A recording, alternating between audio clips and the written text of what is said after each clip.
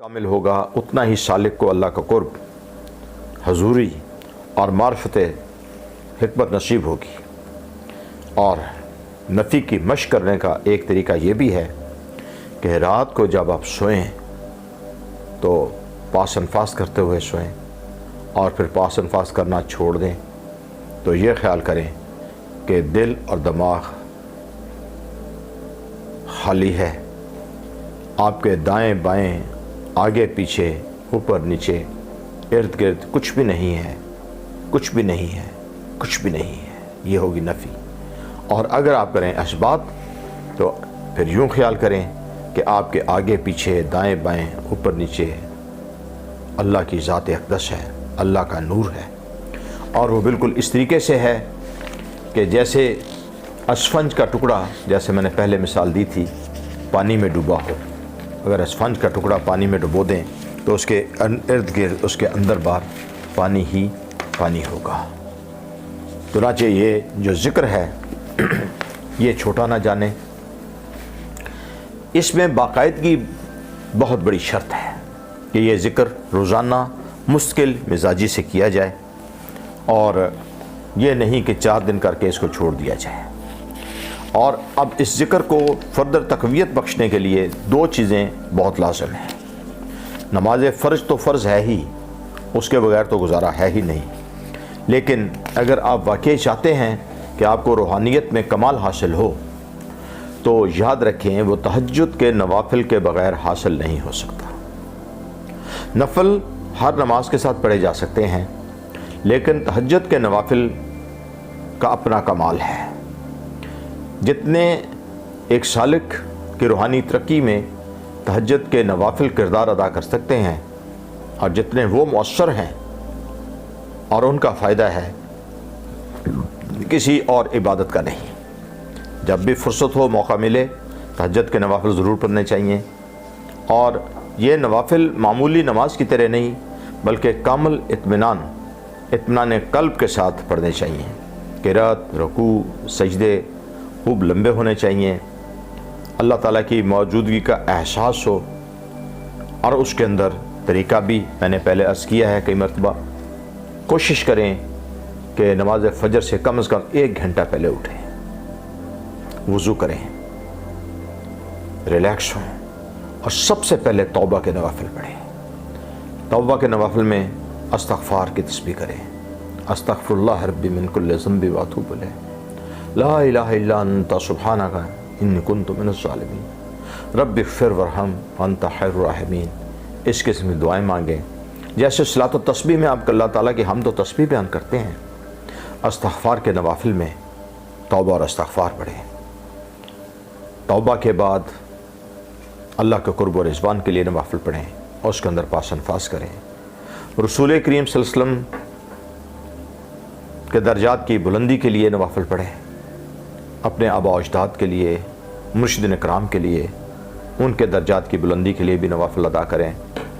कोशिश करें कि हम अपने वालिदैन के लिए, अपने आबा व अजदाद के लिए, औलिया कराम, सिद्दीकीन और सालिहीन के लिए ऐसा सदका जारिया बने कि हमें क़यामत के दिन रसूलुल्लाह सल्लल्लाहु अलैहि वसल्लम की, अंबिया कराम की, शुहदा और सिद्दीकीन और सालिहीन की शफ़ाअत नसीब हो। बिलख़ुसूस हुज़ूर नबी पाक सल्लल्लाहु अलैहि वसल्लम की शफ़ाअत नसीब हो। दुरूद पाक खूब डट कर इंतहाई मोहब्बत और अक़ीदत से अदा करें। और इसी तरीके से तहज्जुद के नवाफिल में शुक्राने के नवाफिल ज़रूर पढ़ें, बल्कि जैसे इब्तिदा तौबा के नवाफिल से की, कोशिश की जाए कि इख्तिताम शुक्राने के नवाफिल के साथ हो। जितनी फुर्सत हो उसी हिसाब से तहज्जुद के नवाफिल पढ़े जा सकते हैं। 12 नवाफिल पढ़े जा सकते हैं, 10 भी पढ़े जा सकते हैं। और तहज्जुद के नवाफिल पढ़ने का जब यकीन हो तो नमाज वितर तहज्जुद के नवाफिल के बाद अदा करनी चाहिए। उसके बाद 2 नफिल शुक्राने का पढ़ लें। ज़्यादा फुर्सत ना हो तो 8 नवाफिल भी पढ़े जा सकते हैं, 6 भी पढ़ सकते हैं, लेकिन कोशिश कीजिए कि ये नवाफिल पढ़ते रहें। इसी तरीके से लास्ट बट नॉट लीस्ट, आज की नशिस्त तिलावत कलाम पाक। सुबह बेहतरीन वक्त होता है فجر کی نماز کے ساتھ تلاوت کرنے کا، فجر سے پہلے ہو یا بعد میں ہو، اور تلاوت جب کی جائے تو انتہائی خشیت کے ساتھ، محبت کے ساتھ ایسے کی جائے کہ اللہ رب العزت کے حضور حاضر ہو کر اپنے رب کو رب کا کلام سنا رہے ہیں، بلکہ یوں سمجھیں کہ اللہ تعالیٰ کی طرف سے وہ کلام جیسے حضور صلی اللہ علیہ وسلم میں نازل ہوا، وہ اللہ تعالیٰ کے فرشتے، کلام آپ کے سامنے کھلا ہے اور یہ میسج آپ کے لیے ہے، اور یہ پیغام اللہ رب العزت کا پیغام ہے۔ انتہائی ادب کے ساتھ، محبت کے ساتھ، عقیدت کے ساتھ۔ یہ ایک عام کتاب نہیں ہے، یہ ایک عام کوئی قانون کی، کانسٹیٹیوشن کی کتاب نہیں ہے کہ جسے سائڈ پر رکھ دیا، جب کہیں قانون کی ضرورت پڑی اس کو کھول لیا۔ اس کا ایک ایک حرف عبادت ہے، ایک ایک حرف پڑھنا عبادت ہے۔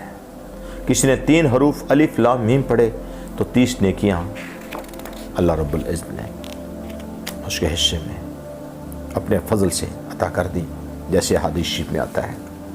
قرآن مجید کو خوش الحانی سے پڑھنا چاہیے اور ایک ایک رکوع کر کے پڑھنا چاہیے، پھر اس کے معنی پڑھیں اور پھر خیال کریں کہ آپ نے جو پڑھا ہے اس میں آپ کے لیے احکام کیا ہیں، اسباق کیا ہیں۔ 2 چیزیں، احکام کیا ہیں، اسباق کیا ہیں، اور پھر وہ جو پیاری پیاری آیات ہیں جو آپ کے دل کو بہت زیادہ لگے، کوشش کریں کہ ایک ایک آیت کو 5 10 مرتبہ پڑھیں، حتیٰ کہ ان میں سے بہت سی آیات آپ کو حفظ ہو جائیں، جیسے آیت الکرسی ہے، جیسے سورہ بقرہ کا آخری رکوع ہے، آمن الرسول بما انزل الیہ من ربہ والمؤمنون کل آمن باللہ وملائکتہ وکتبہ لا نفرق بین۔ بہت سی پیاری پیاری آیات ہیں۔ واللہ الذی لا الہ الا هو عالم الغیب والشہادۃ الرحمن الرحیم۔ کتنی خوبصورت آیات ہیں جس میں اللہ تعالیٰ کی حمد و تسبیح بیان ہو رہی ہے۔ وہ کتنی پیاری آیات ہیں جس میں رسول کریم صلی اللہ علیہ وسلم کی اللہ رب العزت نے تعریف فرمائی ہے، شاہد و مبشر و نذیرا وداعیا الی اللہ باذنہ سراج منیرا۔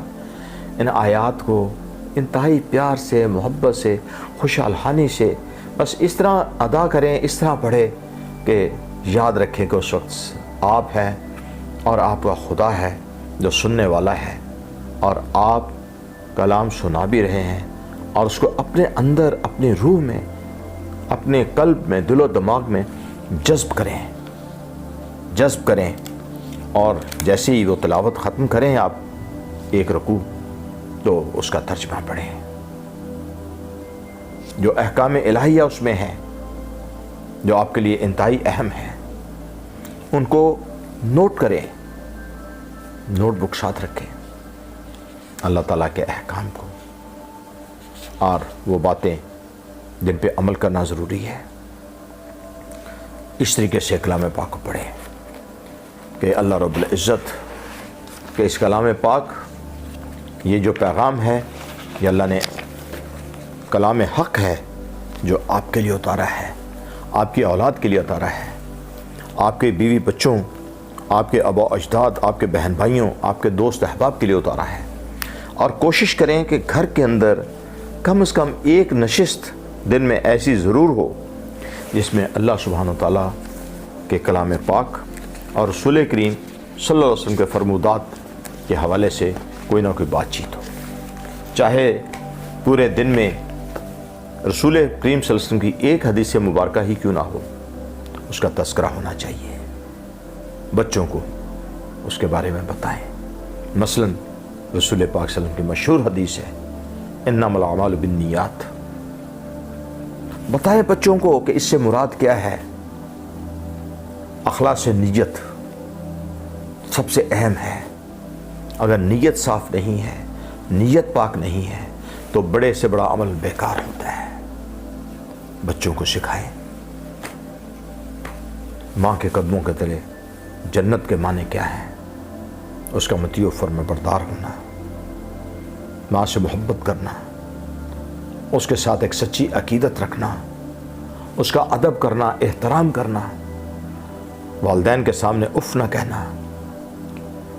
تو کلام پاک کے اندر جو ارشادات باری تعالیٰ ہیں انہیں حفظ جان بنائیں، اور جب بھی کلام پاک کی تلاوت ختم کریں اس دعا کے ساتھ کہ اللہ رب العزت اپنے ان پاکیزہ احکامات کے اوپر ہمیں عمل کرنے کی توفیق بخشے، قرآن پاک کو سمجھنے کی توفیق بخشے، اور اللہ رب العزت ہماری جتنی بھی زندگی ہے، ہمارے جو اعمال ہیں، افعال ہیں، ہمارے خیالات ہیں، ہماری جو سوچ ہے، جو ہماری نیتیں ہیں، اللہ تعالی ہماری زندگی قرآن مجید کے مطابق ڈھال دے۔ بے شک اللہ کی دی ہوئی توفیق ہی سے انسان نیکی کر سکتا ہے۔ اللہ تعالی ہمیں نیکی کرنے کی، قرآن پہ عمل کرنے کی، ذکر و فکر کرنے کی، نماز روزے کرنے کی، نوافل ادا کرنے کی، صدقہ خیرات کی، خدمت خلق کی، والدین کے ادب کی، دوستوں سے محبت کی، اپنے ملک و وطن سے محبت کی، ہمت توفیق کا سعادت نصیب فرمائے، اور ایک اعلیٰ درجے کا مومن اور ایک کارآمد شہری بن کر جینے کی توفیق بخشے۔ وصلی اللہ تعالی علی حبیب خیر خلقہ محمد و آلہ و صحبہ اجمعین برحمتک یا ارحم الراحمین بحق لا الہ الا اللہ محمد رسول اللہ صلی اللہ علیہ وسلم۔